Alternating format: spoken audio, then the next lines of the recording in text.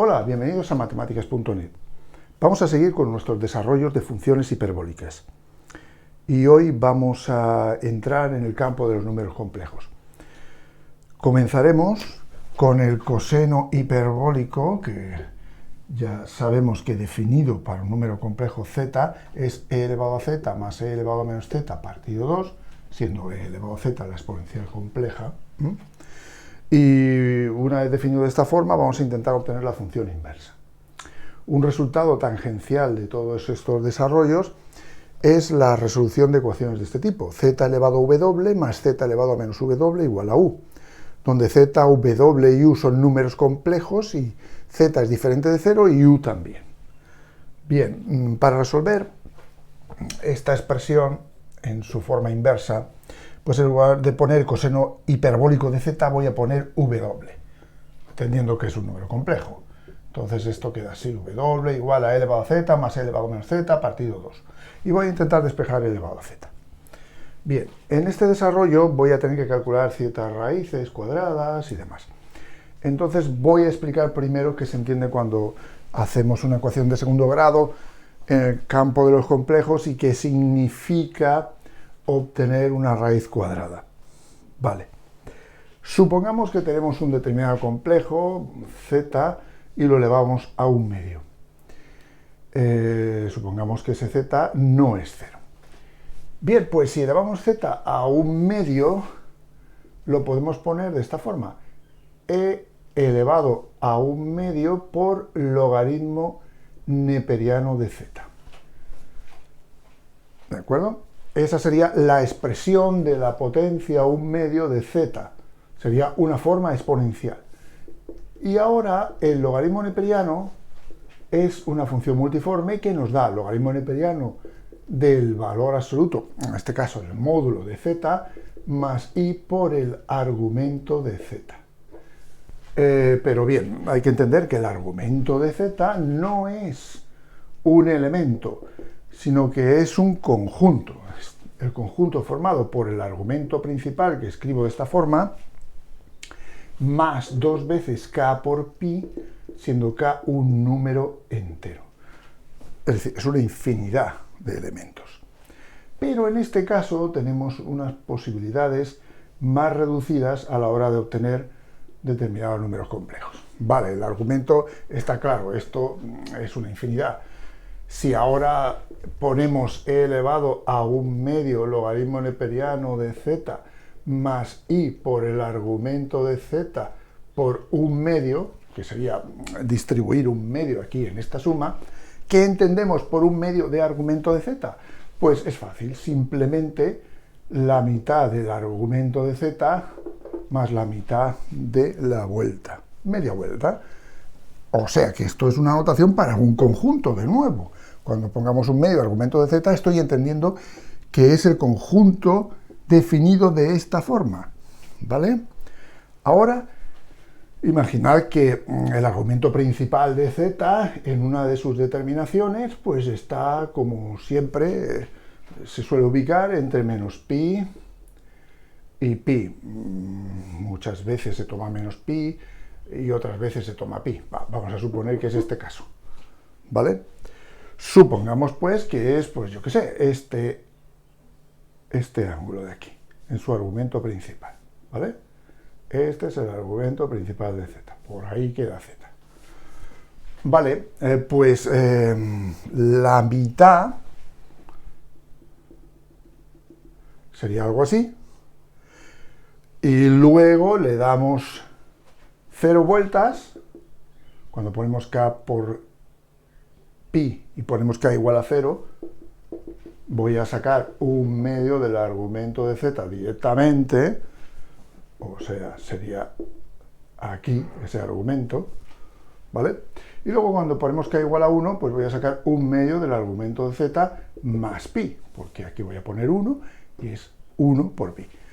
Bien, eso significaría que le sumo media vuelta, quedaría así.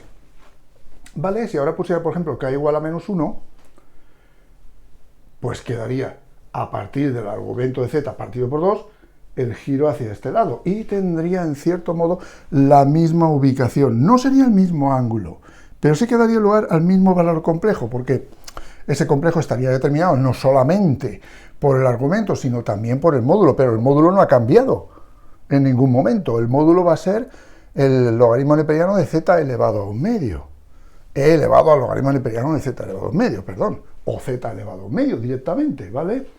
Bien, es decir, no cambia. Y si ponemos k igual a 2, pues lo que hacemos es darle una media vuelta y yo luego otra media vuelta, es decir, otra media vuelta entera. Tampoco cambiaría en relación a 0. Es decir, que en realidad estos dos son los únicos argumentos que me van a interesar, porque son los únicos argumentos que dan lugar unívocamente a números complejos. Luego ya dará vueltas en un sentido o en otro, pero irán a parar a uno u otro.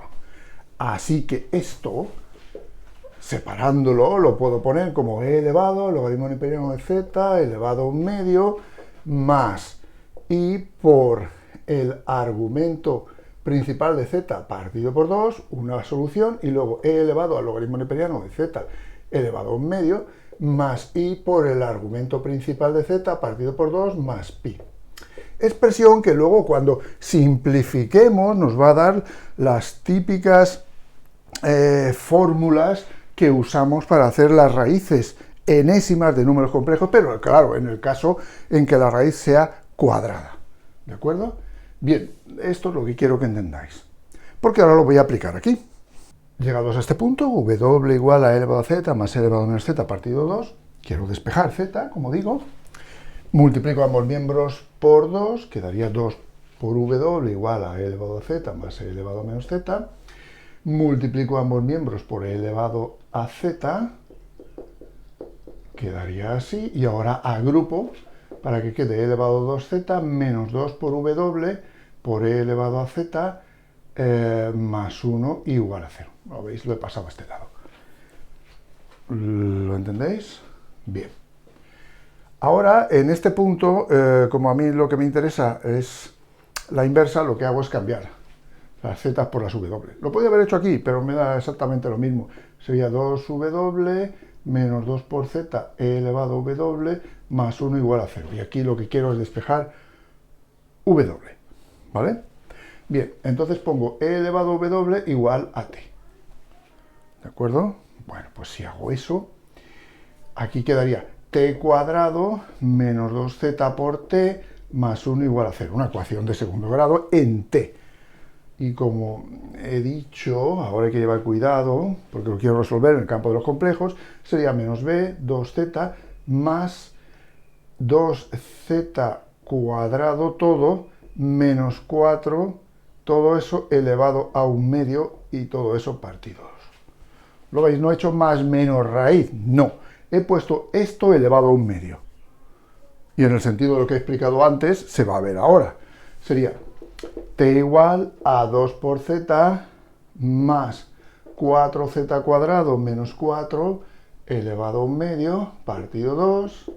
Hacemos algunas pequeñas simplificaciones, sacamos este 4 como 2 al cuadrado por z cuadrado menos 1, todo eso elevado a un medio, todo eso partido 2. Este elevado a un medio se aplica aquí y se aplica aquí. Al aplicarlo aquí, como es real, os va a dar precisamente 2. No hay mayor problema. Os quedaría 2z más 2, z cuadrado menos 1, elevado a un medio, todo eso partido 2. Dividimos todo por 2 y me queda z más z cuadrado menos 1 elevado a un medio. Bueno, en todo paralelo a lo que habíamos visto para el caso real, solo que aquí habría más menos raíz, ¿no? Y luego tomábamos una de las dos teniendo en cuenta que me interesaba obtener función inversa. Aquí no, aquí vamos a tomarlo todo, ¿vale? Porque entendemos que esto no es, la inversa no es una función uniforme, sino multiforme, va a tener varios valores para cada original. Bueno, de hecho va a tener infinitos, como veréis, en general. Bien, como digo, ¿cómo sería entonces si esto es z elevado a un medio, ¿vale? Recordad lo que he puesto, z elevado a un medio es esto. ¿Cómo sería esto? Pues sería t igual a z más e elevado al logaritmo neperiano de z elevado a un medio más i por el argumento, pero ahora no es z, perdón, ahora no es z, ahora es z cuadrado menos 1, eso su módulo elevado a un medio, más i por el argumento principal de z cuadrado menos 1 partido 2. Esa es una posibilidad, voy a llamarle t sub 1. Y ahora esta otra, t sub 2, sería z más e elevado al logaritmo neperiano, z cuadrado menos 1, elevado a un medio, más i por el argumento de z cuadrado menos 1 más pi, todo esto partido 2, exactamente. ¿De acuerdo? Repito. Esta raíz la pongo de acuerdo a lo que he explicado antes. He elevado al logaritmo neperiano, todo esto, ¿vale? Y aquí igual. Pero esto es posteriormente simplificable, como podéis ver, de manera muy sencilla. Fijaos. Esto de e elevado al logaritmo neperiano de z cuadrado menos 1, el módulo elevado a un medio, es directamente z cuadrado menos 1 elevado a un medio, el módulo, por e elevado a i por el argumento de z cuadrado menos 1 partido 2, ¿vale? Eso sería t sub 1 si ahora le añadimos z, ¿vale? Z más e elevado a todo esto que da lugar a esto. Y ahora t sub 2, pues igual, z más esto elevado a un medio por e elevado a i, argumento z cuadrado menos 1 partido 2 más pi. ¿De acuerdo? Y ahora llega la parte todavía más complicada, pero muy interesante. ¿Por qué? Recordad, t era e elevado a w.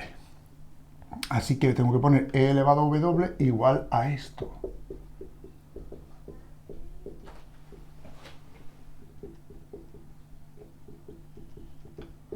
Que lo voy a poner así y luego con el pi, ¿vale? Esto sería, por ejemplo, para t sub 1. A t sub 2 es lo mismo, pero con el más pi. Ahora, w sería entonces el logaritmo neperiano de todo esto.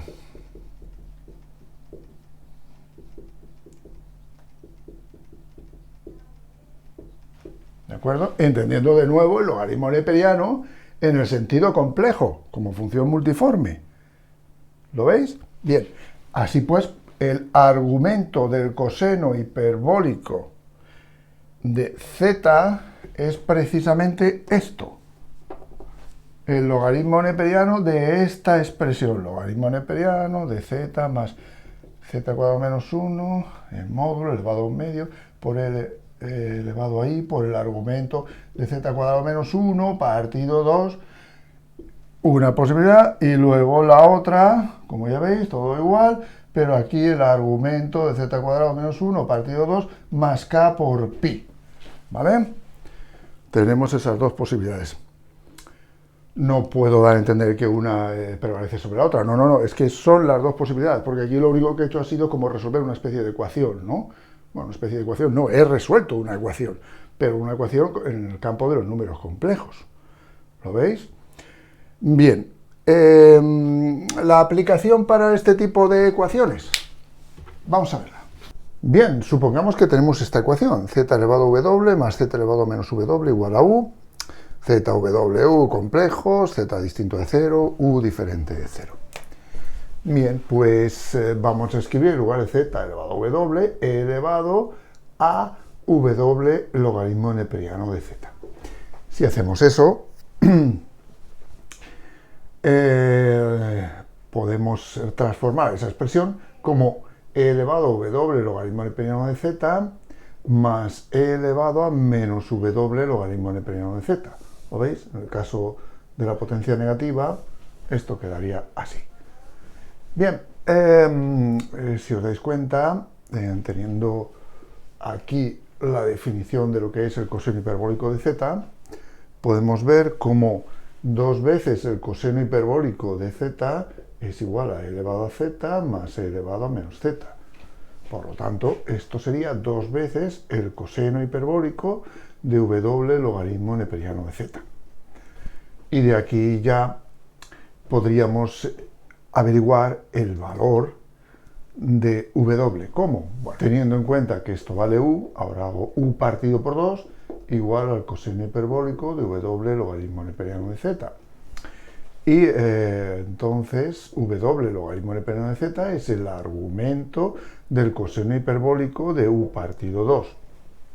Despejamos, W igual a 1 partido logaritmo neperiano de Z por el argumento del coseno hiperbólico de U partido 2. Y ya está.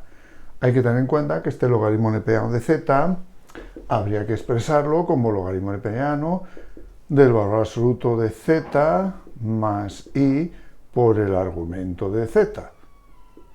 ¿Vale? Esto entendido, como ya he expresado anteriormente, como un conjunto. Bien, y ahora debemos tener en cuenta lo que vale el argumento del coseno hiperbólico, que ya sabéis, será el logaritmo neperiano, en este caso, de U partido por 2 más el módulo de U partido por 2 al cuadrado menos 1 elevado a un medio por E elevado a I partido 2 por el argumento de U partido 2 al cuadrado menos 1. ¿De acuerdo? Bien. Bueno, ya sabéis que esto habría que ponerlo en las dos formas que lo he puesto antes, teniendo en cuenta el argumento principal. Y aquí toda esta expresión es bastante complicada, así en general, bastante complicada, pero luego a la hora de hacer los cálculos prácticos, si nos limitamos a los valores principales, resulta bastante sencilla.